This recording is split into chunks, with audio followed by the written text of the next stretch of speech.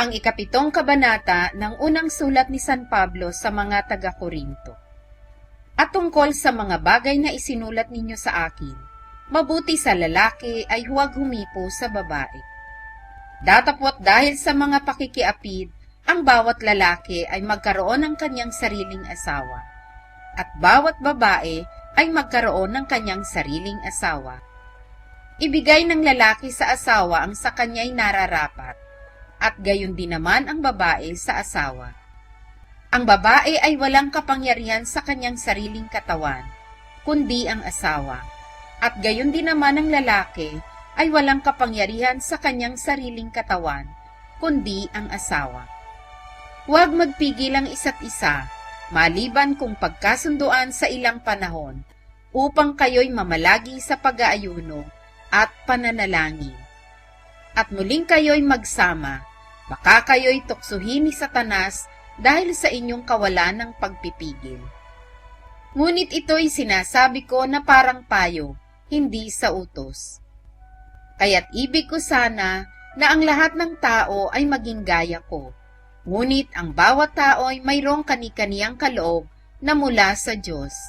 Ang isa'y ayon sa paraang ito at ang iba'y ayon sa paraang yaon.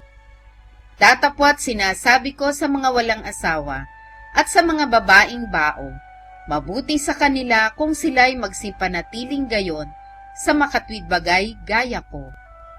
Ngunit kung sila'y hindi makapagpigil, ay magsipag-asawa, sapagkat magaling ang mag-asawa kaysa mga gningas ang pita. Datapwat sa mga may asawa ay aking ipinag-uutos, ngunit hindi ako kundi ang Panginoon, na ang babae ay huwag humiwalay sa kanyang asawa. Datapwat kung siya'y humiwalay, ay manatiling walang asawa, o kaya'y makipagkasundo sa kanyang asawa, at huwag hiwalayan ng lalaki ang kanyang asawa. Datapwat sa iba, ay ako ang nagsasabi, hindi ang Panginoon, kung ang sino mang kapatid na lalaki ay may asawang hindi sumasampalataya, at kung kalooban niyang makipamahay sa kanya, ay huwag niyang hiwalayan. At ang babaeng may asawang hindi sumasampalataya, at kalooban niyang makipamahay sa kanya, ay huwag niyang hiwalayan ang kanyang asawa. Sapagkat ang lalaking hindi sumasampalataya ay nagiging banal sa pamamagitan ng kanyang asawa, at ang babaeng hindi sumasampalataya ay nagiging banal sa pamamagitan ng kanyang asawa. Sa ibang paraay, ang inyong mga anak ay nangagkaroon ng kapintasan, ngunit ngayoy mga banal. Gayunmay kung humiwalay ang hindi sumasampalataya, ay bayaan siyang humiwalay. Ang kapatid na lalaki o kapatid na babae ay hindi natatali sa mga ganitong bagay, kundi sa kapayapaan kayo tinawag ng Diyos. Sapagkat paanong malalaman mo, o babae, kung maililigtas mo ang iyong asawa? O paanong malalaman mo, o lalaki, kung maililigtas mo ang iyong asawa? Ayon nga lamang sa ipinamahagi ng Panginoon sa bawat isa, at ayon sa pagkatawag ng Diyos sa bawat isa, ay gayon siya lumakad, at gayon ang iniuutos ko sa lahat ng mga iglesia. Tinawag baga ang sino mang taong tulina, huwag siyang maging dituli. Tinawag baga ang sino mang dituli, huwag siyang maging tuli. Ang pagtutuli ay walang anuman, at ang di pagtutuli ay walang anuman, kundi ang pagtupad sa mga utos ng Diyos. Bayaang ang bawat isa'y manatili doon sa pagkatawag na itinawag sa kanya. Ikaw bagay alipin ng ikaw ay tinawag, huwag kang mag-alaala. Kung maaaring ikaw ay maging malaya, ay pagsikapan mo ng maging laya. Sapagkat ang tinawag sa Panginoon nang siya'y alipin, ay malaya sa Panginoon. Gayon din naman ang tinawag nang siya'y malaya, ay alipin ni Kristo. Sa halaga kayo'y binili, huwag kayong maging mga alipin ng mga tao. Mga kapatid, bayaang ang bawat isa'y manatili sa Diyos sa kalagayang itinawag sa Kanya. Ngayoy tungkol sa mga dalaga ay wala akong utos ng Panginoon, Ngunit ibinibigay ko ang aking pasya na tulad sa nagkamit ng habag ng Panginoon upang mapagkatiwalaan. Inaakala ko ngang mabuti ito dahil sa kasalukuyang kahapisan. Sa makatwid bagay, mabuti ngang ang tao'y manatili ng ayon sa kanyang kalagayan. Natatali ka ba sa asawa? Huwag mong pagsikapang ikaw ay makakalag. Ikaw bagay kalag sa asawa, huwag kang humanap ng asawa.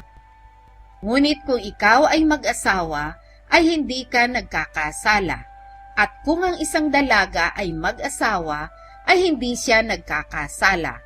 Datapwat ang mga gayon ay magkakaroon ng kahirapan sa laman. At ibig ko sanang kayo'y iligtas.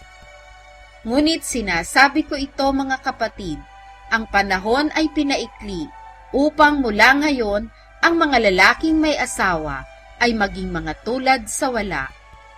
At ang mga nagsisiiyak ay maging tulad sa mga hindi nagsisiiyak. At ang nangagagalak ay maging tulad sa hindi nangagagalak. At ang mga nagsisibili ay maging tulad sa mga walang inaari.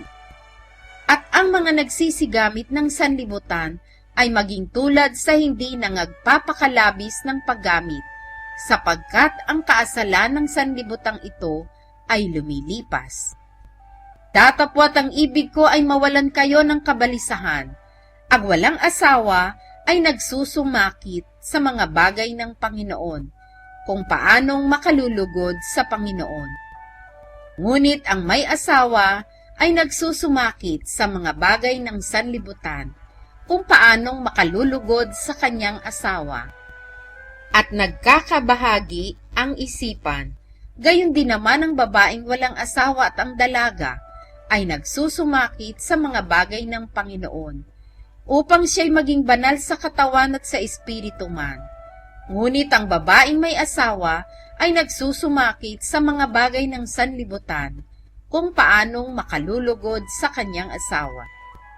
At ito'y sinasabi ko sa inyong sariling kapakinabangan, hindi upang alisin ko ang inyong kalayaan, kundi dahil sa bagay na nararapat, at upang kayo'y makapaglingkod sa Panginoon ng walang abala.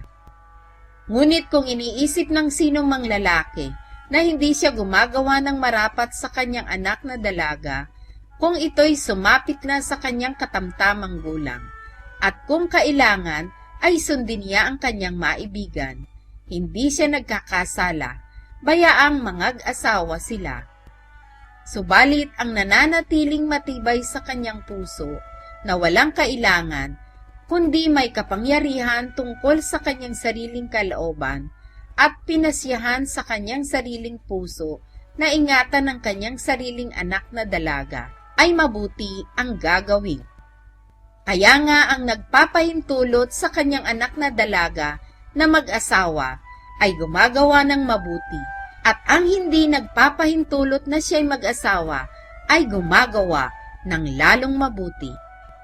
Ang babaeng may asawa ay natatalian, samantalang nabubuhay ang kanyang asawa. Ngunit kung patay na ang kanyang asawa, ay may kalayaan siyang makapag-asawa sa kanino mang ibig niya, sa kalooban lamang ng Panginoon. Ngunit lalong maligaya siya kung manatili ng ayon sa kanyang kalagayan, ayon sa aking akala, at iniisip ko na ako'y may espiritu rin naman ng Diyos.